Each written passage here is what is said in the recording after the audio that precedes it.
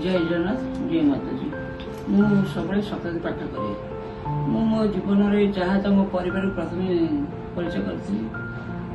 प्रतिदिन मु कौन कौन ठाकुर प्रार्थना करे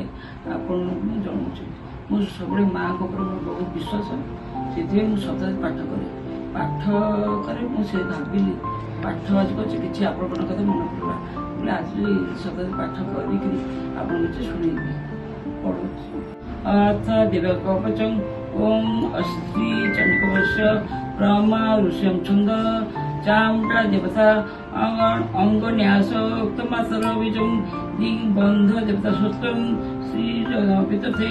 सप्तशती पाठने जपे विनिजो ओम नमो चंडिकाय ओम दश गृहे तम गृहं परं लोके सर्वरक्षाकरुणां जन कष्टचिदाख्यातं तन्मे ब्रूहि पितामो ब्रह्मवच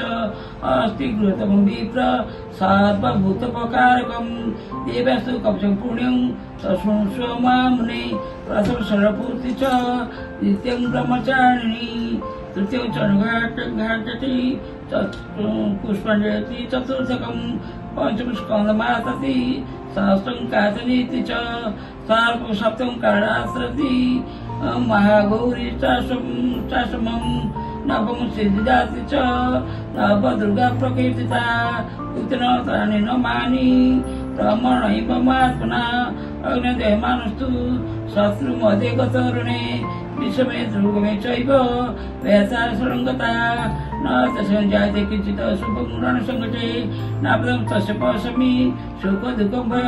भयं न हि ते च भक्तस्मृतनुनं ते समृद्धि प्रजायते युतं स्मरति देवसि रक्षसे तन्नसंशय प्रेतसंस्थातु चमटा बारही महिषासना अन्दिगजसमारूढा वैष्णवी गरुडासना माहेश्वरी वृषरूढा कौमरी सिकी भावना लक्ष्मी पद्मसना देवी ब्रह्महस्ता पद्महस्ता हरिप्रिया श्वेतरूपाधरा देवी ईश्वरी वृषभावना ब्रह्महंस समारूढा सर्ववर्णभूषिता इतदा मातर सर्वयोग समानिता नाना वर्ण शोभा नाना रात्म शोभिता किसी सारा कवच अधा पाठ कवच माने कवच पाठ कली देहर ना आम देह को आखि नाक पाटी आम देह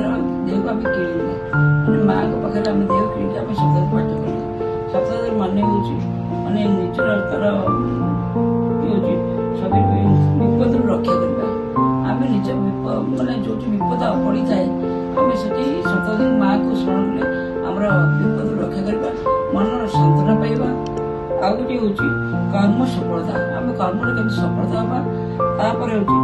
अघात और कष्ट मुक्ति पाइबा जो आम बहुत घोर विपद पड़ी थाए आम माँ को स्मरण कले आम माने मुक्ति पाई थाए से शताब्दी पाठ एक पवित्र पवित्र भाग्य ग्रंथ जार उल्लेख मार्कंडेय पुराण अच्छी देवी दुर्गा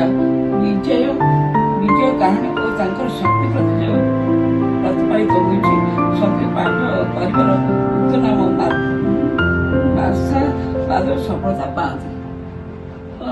ये कथा कहूँ माँ पाठ करी आर अर्थ माँ कहते शिव शक्ति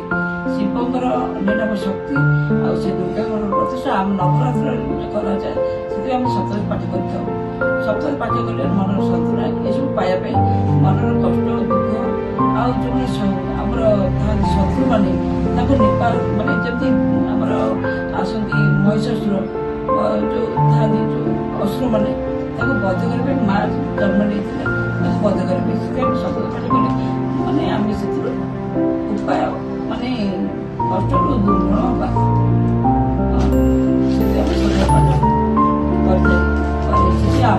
माने मन शक्ति